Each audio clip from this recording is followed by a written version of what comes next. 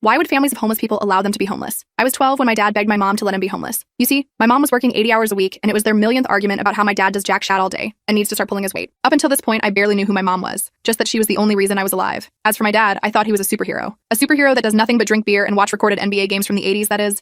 I had no idea how dysfunctional our family really was, but this time during their routine argument, instead of defending himself or promising he'd figure stuff out eventually, he told her she deserved better. I watched the whole thing from afar, and it was the first time I had seen my mom cry. "Why can't you just be the man I fell in love with?" she yelled, her voice filled with exhaustion. "Please just move on." My father slurred his words before burying his face in his hands. Meanwhile, I just silently sobbed, wondering if I was the reason mommy and daddy were fighting all the time. That's when my mom did something I never thought I'd see. She gave up. "Okay," she whispered, before trudging up the stairs. My dad just sighed, and his body convulsed for a few seconds as if he was crying. But then he downed another beer and continued to watch NBA. Me and my mom moved out a few months later. I thought things would be harder, gloomier, but I was disgustingly wrong. My mom managed to cut her hours down to almost half, and for the first time ever we were hanging out every weekend. She knew what topics I was doing in school, and even learned my favorite food. Her eyes were filled with a spark I'd never seen before, and I felt like the luckiest girl in the entire world. Then came my 13th birthday. I begged my mom to invite my dad to the dinner. Her eyes fell to the floor with disappointment. "Are you sure you don't want something else, honey? I finally have enough money to afford the Lego set you always wanted." "I'm sure." I cut her off. I sort of knew that I was being selfish, but I just missed my daddy. Well, not really. I also had a plan to get my parents back together. On the day my mom drove my dad, he looked effing awful. He smelled like sewage and his hands were covered in this ashy grime. On his back was a 5-tier backpack, filled to the brim with what looked like trashy clothes. I didn't even want to hug him, and so when he arrived, he immediately showered. "Mom, you have to leave the house so I can decorate. It's a surprise," I convinced her. She smiled and said, "Okay, honey, whatever you say," before leaving the house. The second the door closed, I hatched my plan. My parents told me they had their first date in a diner on Valentine's Day, so I decorated every corner of the wall with the decorations I thought they'd have back then. Red hearts, streamers, the works. I then used my phone to have Uptown Girl playing, their favorite song to play on the old jukeboxes. I even made a stack of fluffy pancakes with extra maple syrup and a homemade Oreo milkshake,